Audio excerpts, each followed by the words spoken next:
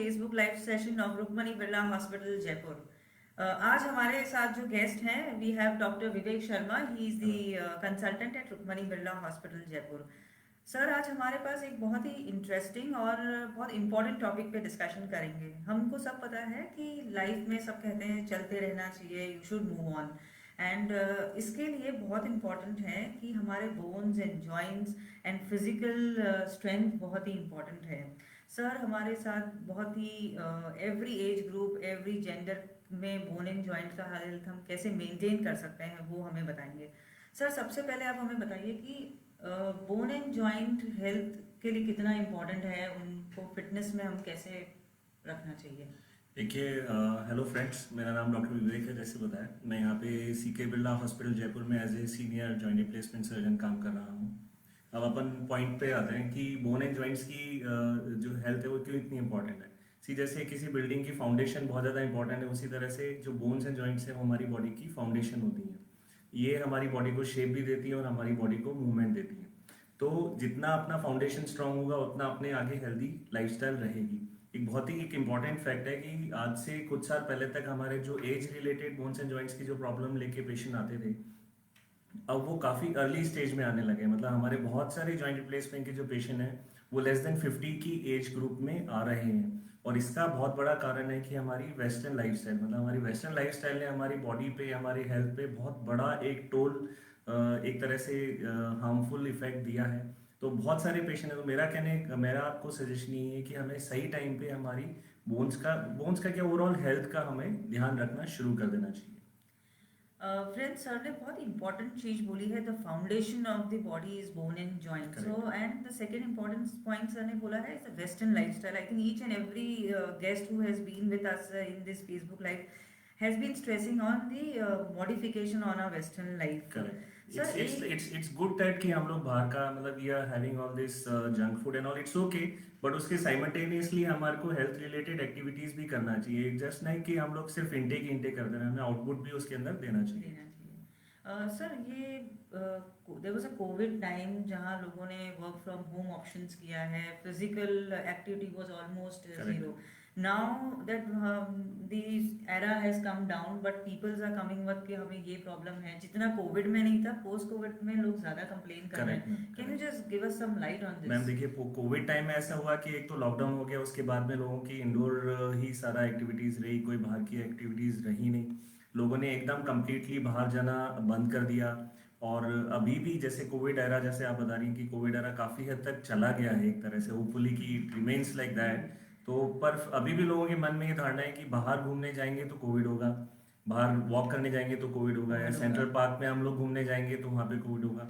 मैं हमेशा मेरे पेशेंट को कहता हूँ कि कोविड जो है, इट इज नॉट वो गार्डन में या कहीं बाहर सड़कों पे कोविड नहीं फैलना है। Covid is in enclose place, घरों में या क्लोज एनकाउंटर्स में कोविड फैलता है। तो सिंस ये एक तो ये वाला कारण रहा कि फिजिकल एक्टिविटीज बहुत ज़्यादा कम हो गई, प्लस कोविड के अंदर एक तरह से वायरल फीवर होता है, वायरल एक तरह से बॉडी को काफ़ी हद तक ब्रेक डाउन करता है।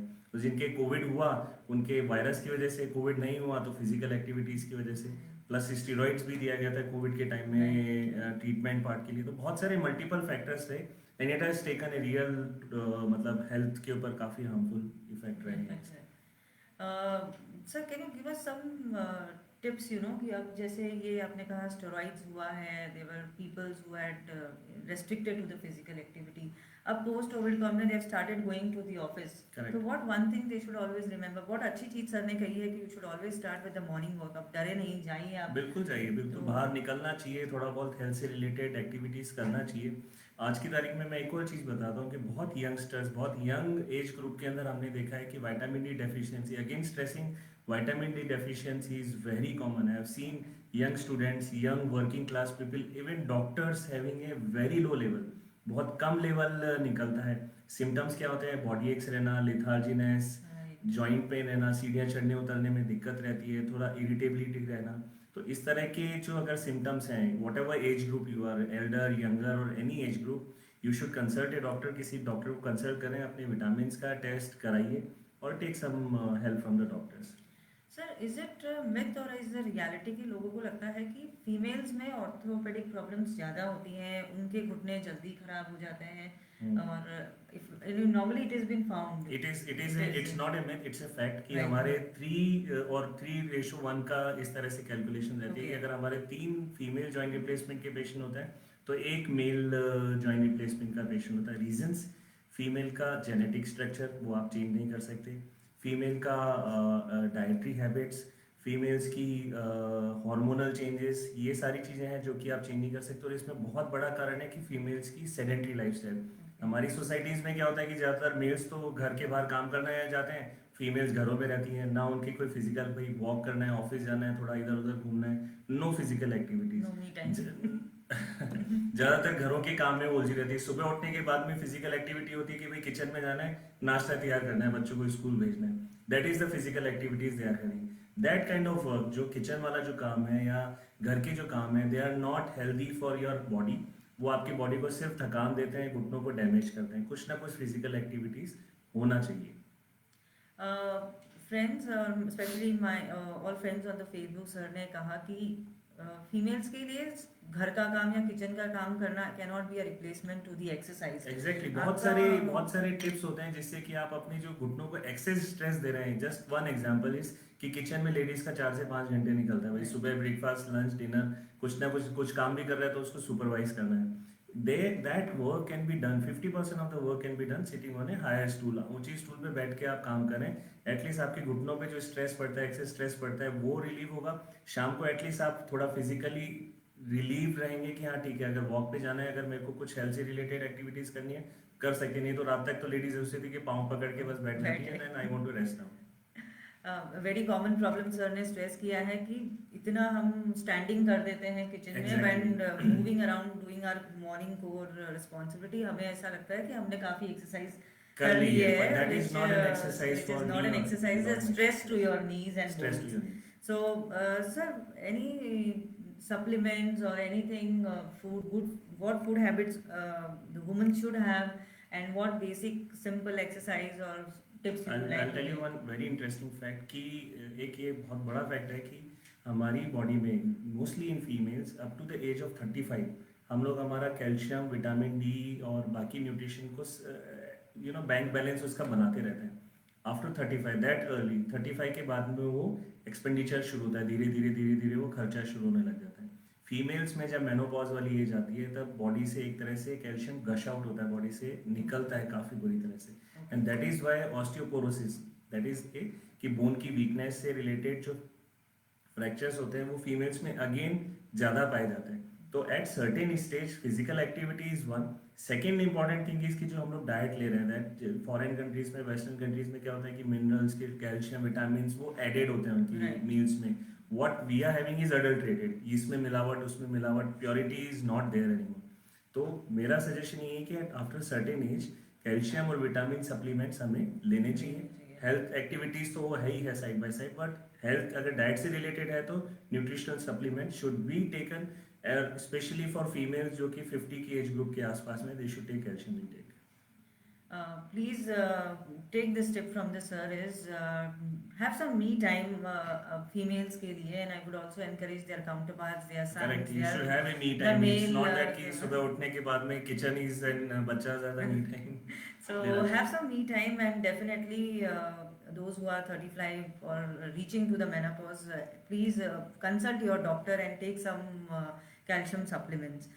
सर, हमने ये भी देखा है कि इन द कोविड टाइम भी देख लीजिए, या अब यंगस्टर्स में जिम का बहुत पॉपुलैरिटी हो गई है. Peoples have been doing extensive gymming, और आप ये सोच सकते हैं ट्रेंड या फैशन हो गया है. So but there are lot of things of doing right exercises, because खाली अनकम्प्लीट नॉलेज लेके लोगों ने I don't know what kind of exercises they have started and they have ended up with lot of problems. Ma'am actually इसमें दो चीज़ें बहुत important हैं. एक तो कि प्रॉपर तरीके से body building is a good thing. Body building और जिमिंग करना तो बहुत अच्छी चीज़ है, एक तरह से हेल्थ के रिलेटेड बहुत अच्छा रहता है इसका इफेक्ट. दो चीज़ें रहती हैं. एक तो होता है कि अगर आप अनबैलेंस्ड एक्सरसाइज कर रहे हैं, I have seen many patients having back problem and shoulder problem. These are the most common areas जिसमें कि पेशेंट कंप्लेन लेके आता है कि भाई वेट उठा रहे थे, they want to show off कि बहुत ज़्यादा एक्सेस वेट उठाया, not able to control their muscles properly and land up in bed for at least 3 to 4 weeks. वो जिम को तो बंद करता ही करता है, बैक को परमानेंट डैमेज करता है. सेम अप्लाइज फॉर आपका शोल्डर जॉइंट. दूसरी प्रॉब्लम जो है ये स्टीरॉयड इंटेक की, बॉडी बिल्डिंग के अंदर या इस तरह से जिमिंग में steroid intake Steroids. Should not must not be taken, must not be taken. Sir has been requesting those who are moving to the gym and taking steroids for bodybuilding. Please, of course, he is trying For to long term, avoid they are in not long good. time, and even if it is, please have some doctor consultation, and or if it is recommended by some Correct. expert who is in this field. Do not go to the Google search and take anything for your bodybuilding. He is just Correct. strictly recommending. Please don't do that mistake. Sir हमने ये देखा है कि if some expert है suggested knee replacement to somebody, उन्हें लगता है कि नहीं ये तो हमें बस ऐसे ही बोल रहे हैं, वी अवॉइड दिस थिंग कि ठीक है चल रहा है चलने दो. इवन पब्लिक कहती है नहीं अभी ज़रूरत नहीं है. But there what is that one thing which you think कि अगर ये हो रहा है then you should take a decision correct rather than extending and going to a poor quality of life. Ma'am. Knee replacement की जो surgery है, हम दो उसके क्राइटेरिया हैं.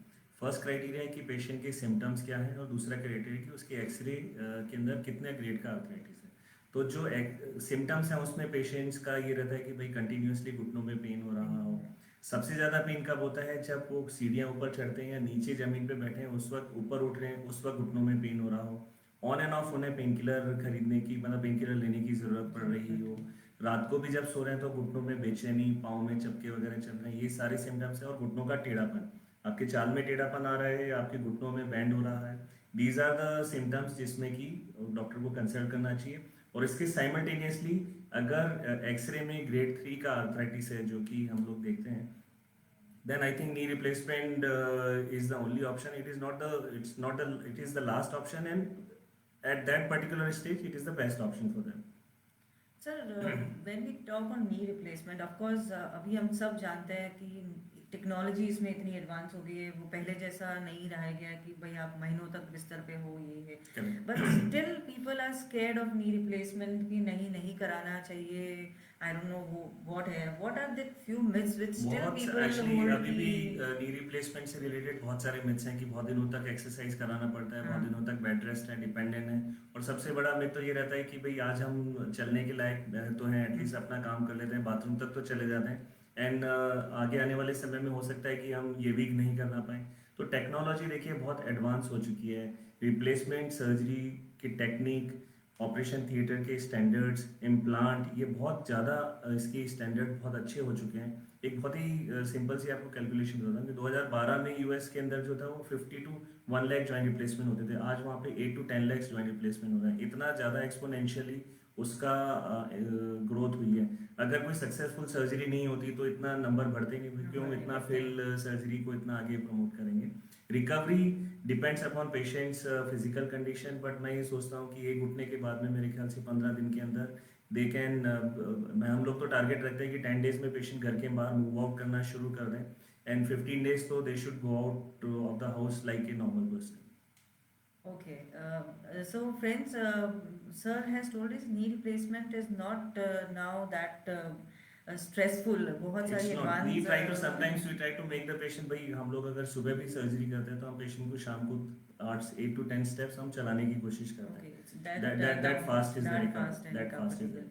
And I think we have learned from sir a lot of things, and today the takeaway from this session is sir has been saying especially कि improvise on your western Correct, lifestyle. correct. Second, females को थोड़ा me time होना चाहिए, and of course you should take some calcium supplements if you are crossing to your nearing to your menopausal stage. And those who are the gymmers, please don't go for too much of steroids. And the last and the fourth thing, if sir ने बहुत important चीज़ की है कि knee replacement के कुछ अगर basic symptoms हैं कि changes in the position of your knee and lot of pain and eating of lot of painkillers, और अगर आपका grade 3 osteoarthritis, please go to a consultant. Not only wait till grade 3, आजकल तो बहुत अच्छे physical rehabilitation protocols हैं, बहुत सारी मेडिसिन आ गई हैं जिससे कि आर्थराइटिस, बेसिकली आर्थराइटिस क्या होता है कि एक एजिंग प्रोसेस होती है, तो एज को तो आप रोक नहीं सकते, बट आप जो आर्थराइटिस की प्रोसेस है उसको थोड़ा डिले कर सकते हैं. बहुत सारी फिजिकल एक्सरसाइज हैं, बहुत सारी मेडिसिन है जो अभी आ गई हैं,